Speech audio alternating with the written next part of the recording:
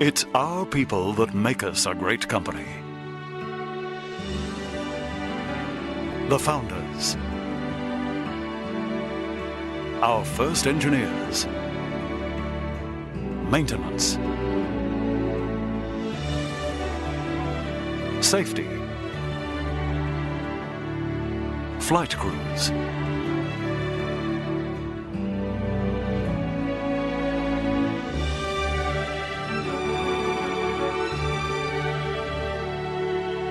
it's their strength of character, their resilience, tenacity, and pioneering spirit.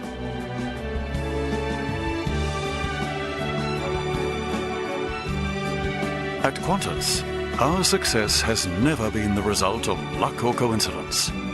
We retain an inextricable link to our people and our birthplace. We acknowledge the past so we can plan for the future. We are the custodians of a brand, born in 1920 from courage and determination.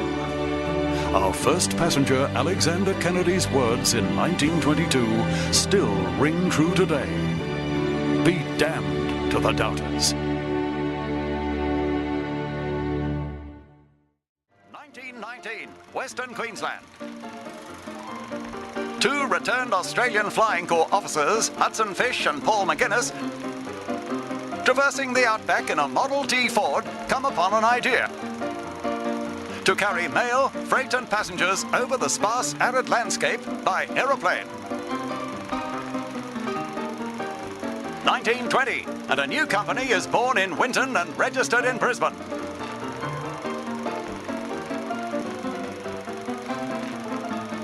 In 1921, Qantas moves operations to nearby Longreach.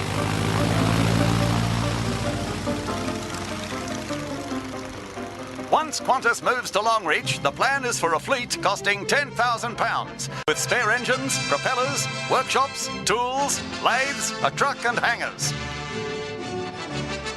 Estimates went hell western crooked. Fergus McMaster, chairman.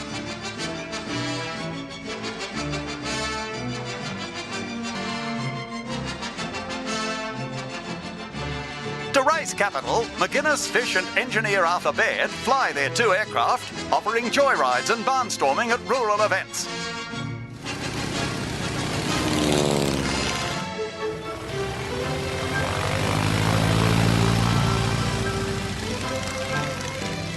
At Urundandry picnic races, not only does McGinness attend the race meeting and take up a number of passengers, he also rides the winner in the main race.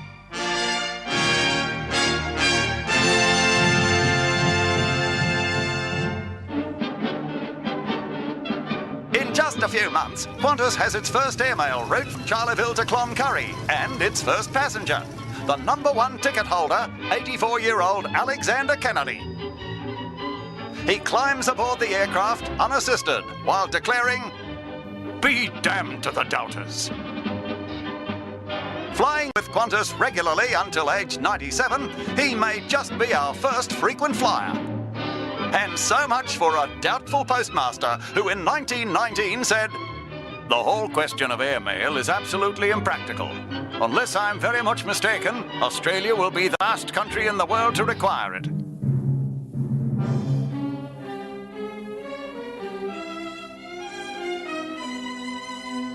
There's no waiting rooms or surgeries in this neck of the woods, so in 1928, Qantas and the Royal Flying Doctor Service, as it later becomes known, provide their own.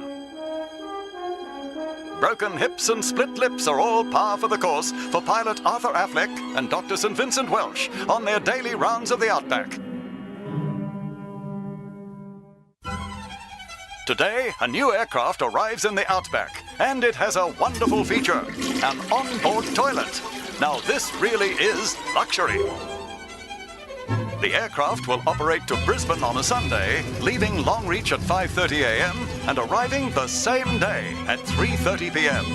There are 5 stops along the way, and the airfare to Brisbane is only £14, just about 3 weeks' average wage.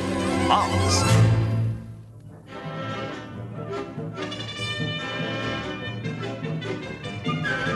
1935. the first passenger flight takes off on what will become known as the Kangaroo Route, reportedly named because of the many hops and stops to change aircraft and staff. Day 3. Cross the 500-mile span of the Timor Sea.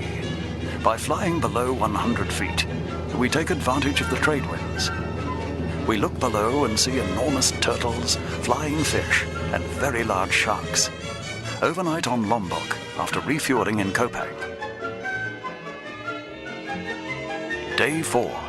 In flight, Captain Scotty Allen serves sandwiches and tea from his thermos, but then earns the displeasure of the company after showing up for a 10 p.m. dinner in Batavia in pajamas.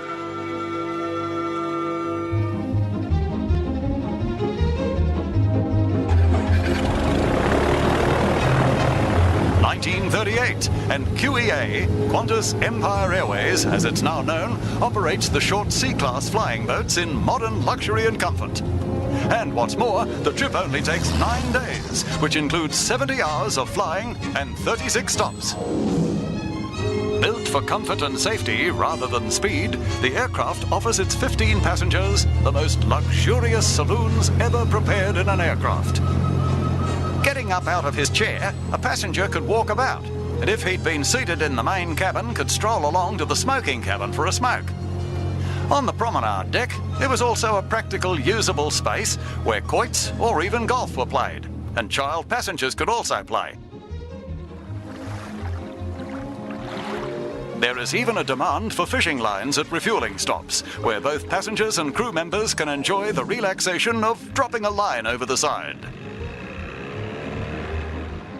The service to Singapore and Southampton only lasts just over 13 months before the outbreak of World War II in September 1939.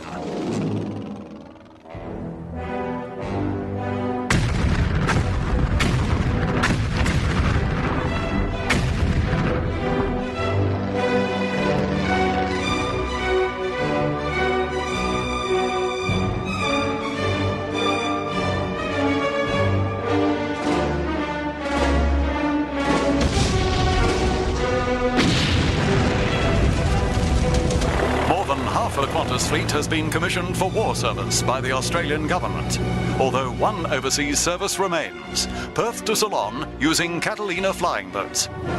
Flight crossing times on the 3,300-mile journey average about 28 hours. It's still dark, and 30 minutes out, we've only achieved a height of 2,400 feet. With the load of fuel required for this flight, that's all we can do for now. It seems we're over enemy water, and radio silence is essential. 24 hours, and we've seen our second sunrise. This is getting beyond a joke. Touchdown Coquelin, Ceylon, 31 hours and 45 minutes out from Perth.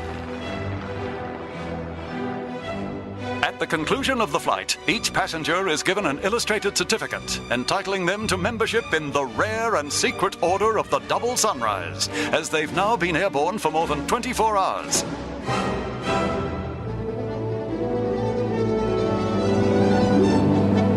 The future has arrived at Qantas with the sleek new Constellation L749. Connie has two very important features: a pressurized cabin that can accommodate up to 64 passengers, and for the first time, female flight hostesses. The in-flight technical staff and cabin crew operate the whisper-quiet aircraft to London in under 4 days. What will they think of next? Then in 1954, there was the royal visit of Queen Elizabeth and Prince Philip in a specially fitted Constellation. In case one was bored on board, there was always a choice of cribbage, cards, chess and solitaire.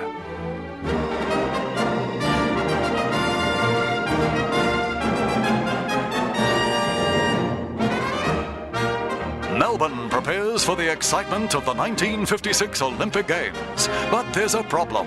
How does one get the Olympic flame from Athens to Melbourne? How do you get a flame on a plane?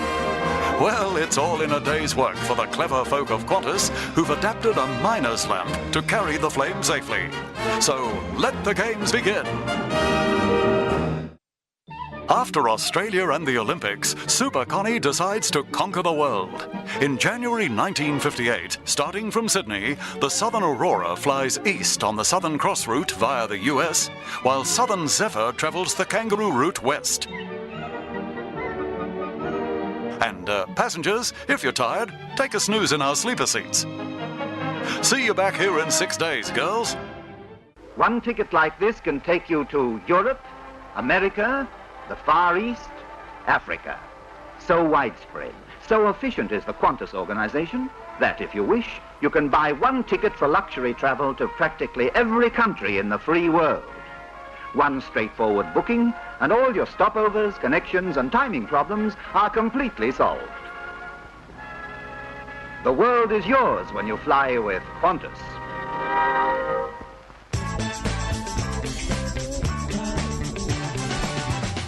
Where did you get that hat? Where did you get that tile?